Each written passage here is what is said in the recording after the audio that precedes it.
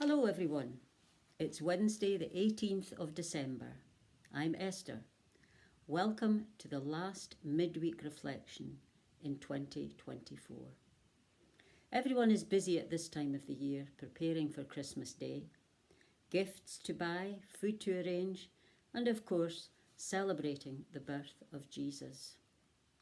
In East End Old Church on Saturday evening, we were privileged to host a big sing organised by FACT, which is the Forfar Action of Churches Together. This has taken place most years, and the money raised from this goes towards Christian aid. The sing was attended by an enthusiastic group and also the Provost Linda Clark and Councillor Lynn Devine. We sang Christmas carols interspersed with short readings, and it was a most enjoyable time, with refreshments at the end, with Christmas pies and stollen, and it gave everyone a chance to mingle. Many of you will be familiar with the aims of Christian aid, but here's just a wee reminder. Together with our supporters and partners, we aim to expose poverty throughout the world, to help in practical ways to end it, and to highlight, challenge and change the structures and systems that favour the rich and powerful over the poor and marginalised. And we believe in life before death. We seek to follow the teachings of Jesus Christ, who commanded his followers to love their neighbour and work for a better world. We stand with the most vulnerable and excluded people of the world, both in times of crisis and for the longer term. We give people survival essentials when they're without shelter or refuge, and help them to find the strength and resources they need to flourish and protect themselves from shocks and disasters. We support people to stand up for their rights and to build stable, secure lives they can enjoy living. And we are part of a global movement for change. Together we have great influence and impact. We want people to pray with us, to act, to give and to get involved with us in a variety of ways. We work to eradicate and mobilise people from all kinds of backgrounds to build a movement that can change the course of history and bring social justice to all. We campaign to ensure a more equal division of power in the world, promoting the rights and voices of women and girls and anyone discriminated against because of who they are. We push our political leaders to tackle climate change and tax dodging, which hit the poorest the hardest, and for our society to welcome those who have been forced to flee their home.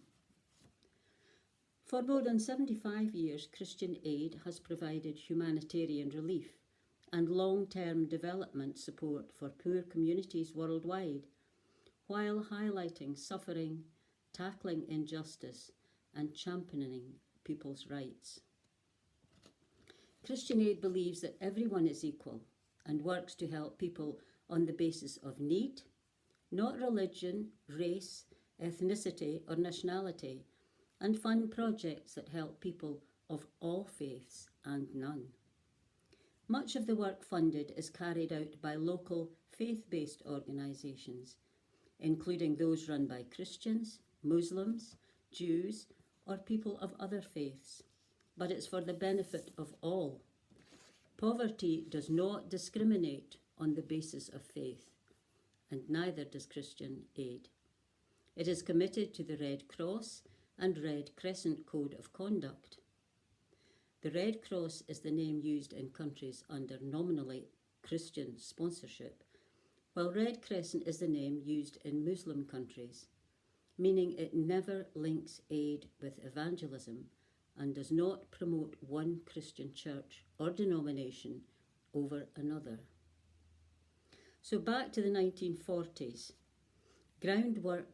Groundbreaking work began in 1945 when Christian aid, founded by British and Irish churches, to help refugees following the Second World War. They helped refugees in need at the end of the Second World War and raised more than £80,000, which is about £3 million in today's money, for emergency supplies in mainland Europe. They supported equipped and enabled partner churches there to meet the needs of their people. And so in the 1960s, the Disaster Emergency Committee, known as the DEC, was created so that development agencies were seen to work together in times of humanitarian crisis. And so Christian Aid has been working over the decades until the present day. This year,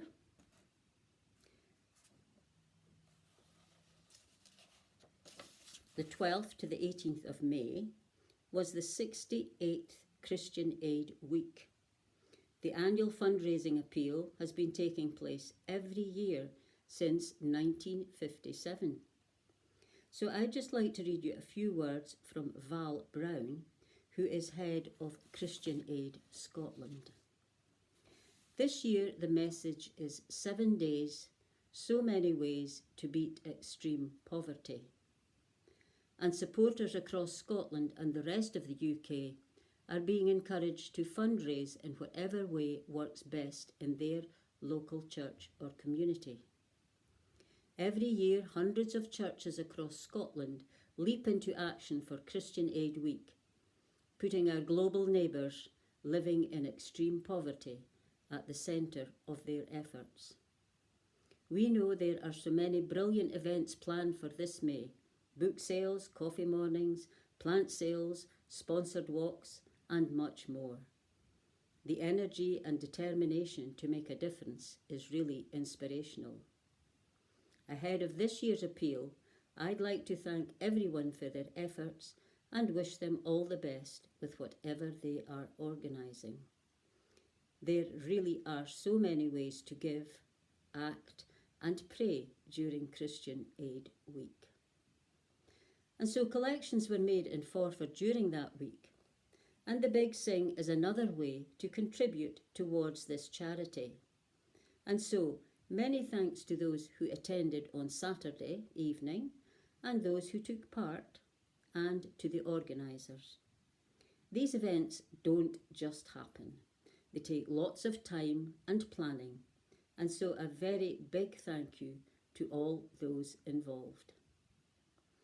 And so to end, when you are sitting enjoying your Christmas dinner with family and friends, give a thought for those who have no food, clean water, or a roof over their heads, and who live in fear all the time, or those who are lonely and just wish the Christmas period to be over.